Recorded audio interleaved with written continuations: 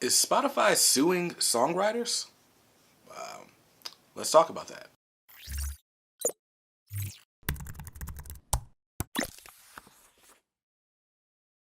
What's up, guys? Brandon here from KDMR Music, the channel that teaches you how to succeed in the music business. Now, on this channel, if you're new here, we talk about how to get your music royalties, we talk about different music marketing skills and strategies, technologies, and we also talk about different stories in music industry news, like in this video right here. So if you're interested in that type of content, please click on the subscribe button that's on the screen right now.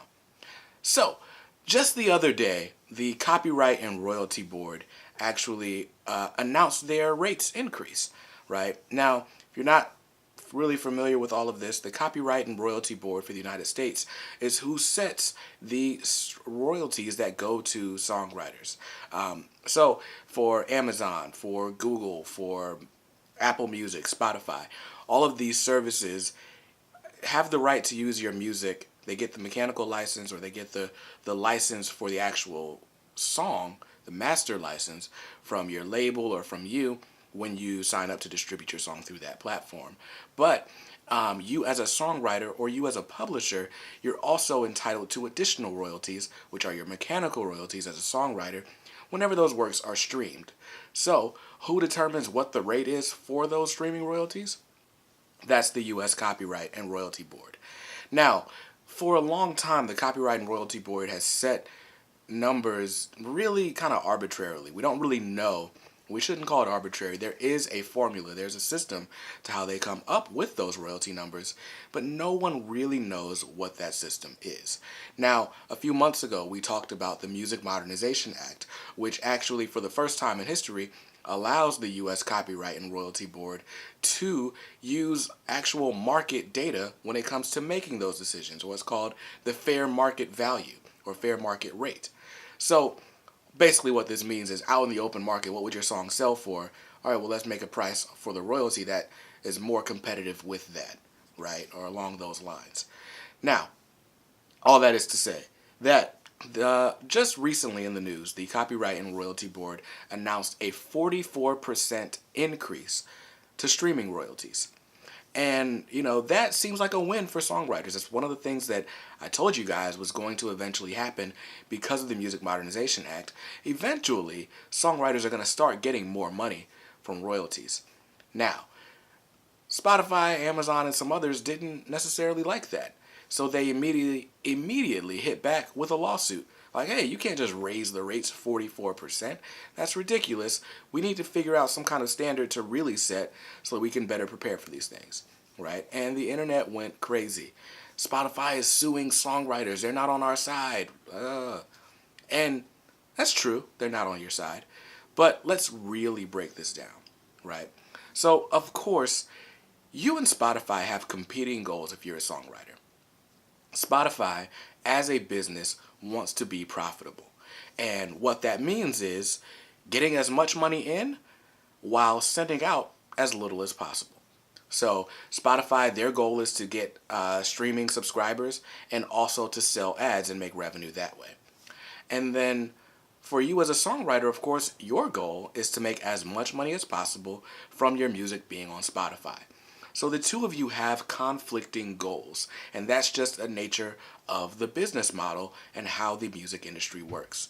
So when something happens and Spotify's costs go up, well, think about what that could mean for Spotify. It's not necessarily just that they're being greedy. Remember, Spotify has not posted a profit.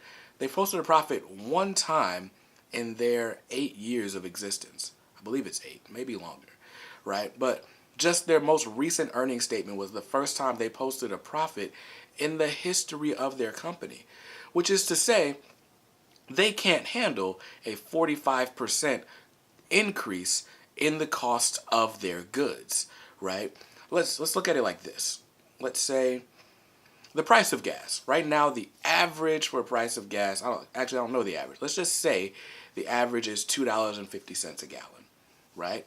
That seems, that's fine, right? $2.50. So half of that is $1.25. So 44% For an increase of 44% on a $2.50 gallon of gas is going to be about $1.20 more. So now we're looking at $3.70 for a gallon of gas. Now, if Tuesday you go to the gas station and it's $2.50, and then Wednesday you go to the gas station and it's $3.70, you're gonna be like, "Oh my God, what happened? I'm outraged." Right now, it's gas, so you don't have the option of not buying gas, or I mean, you do, but it'd be immensely harder for you to get to work or wherever you have to go, right? And that's the situation that Spotify finds itself in. Right now, I just told you, Spotify and a lot of these other streaming companies have never posted profits, right? Pandora's in a little bit of a better situation financially. Apple Music, of course, is in a much better situation because their primary product is not the streaming service, it's computers and iPhones. So they're doing very well. But for some of these other companies that I can't necessarily call smaller, but they're definitely smaller from a profit standpoint, this could mean sudden doom, right? Remember a few months ago we were talking about the end of SoundCloud as we know it. And when rates increase like this, it puts these tech companies in a bind because they have to fire employees, a lot of things have to happen, and they're not able to keep up the level of service. So what is the point of all this? Well, one, you need to understand how royalty rates are set, right? And like I said, with the Music Modernization Act going into effect in about 2 years, those will be a little bit different. Of course, your revenues are going to rise as a songwriter, but you need to understand why these other companies don't appear to be on your side. Now, some of the response or the reaction that I have seen to this news story is, "Oh, I'm taking all of my catalog off of Spotify. I'm taking all of my catalog off of Apple Music. I'm just going to put it on the selling platforms and not the streaming platforms because I hate that they're not on the artist's side." Listen, these companies cannot exist without you as the artist or the songwriter. They just can't. So to say that they're not on your side, well, I mean, obviously, you've got to be happy so that they can continue to make money off you. But it's the music business, right? The music business is built on the backs of songwriters. And unfortunately, you're not always going to be on the upper hand of the deal, right? There's not a such thing necessarily as equity in the music business or equality in the music business. There's always going to be a seller and there's going to be a servicer, right? And you've got to decide which one of those you're going to be. Now, we have all sorts of different ways to make sure that you get as much of your pie as possible, right? By maintaining your independence, by not signing over a publishing deal, by signing up for the different types of royalties that we've discussed on this channel. All of those options are available to you. But understand, if you decide to take your music off Spotify, that means you're closing off not only a source of revenue, however small that revenue may be, but you're closing off access to new fans who may be able to pay you in other ways.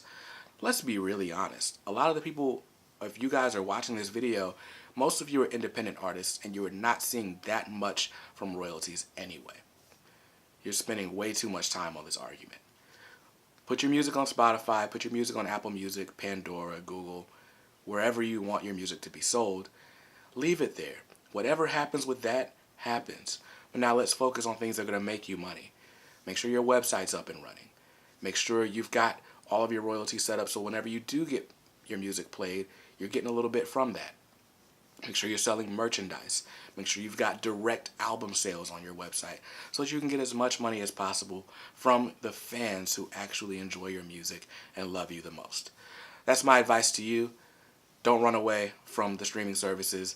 They're doing what their job is, and of course, we've got to do our job, which is making the music that we love to make and sharing it with the audience that loves to hear it. So, until next time, keep dreaming, work hard and make those dreams reality. And I'll see you in another video very soon. Peace.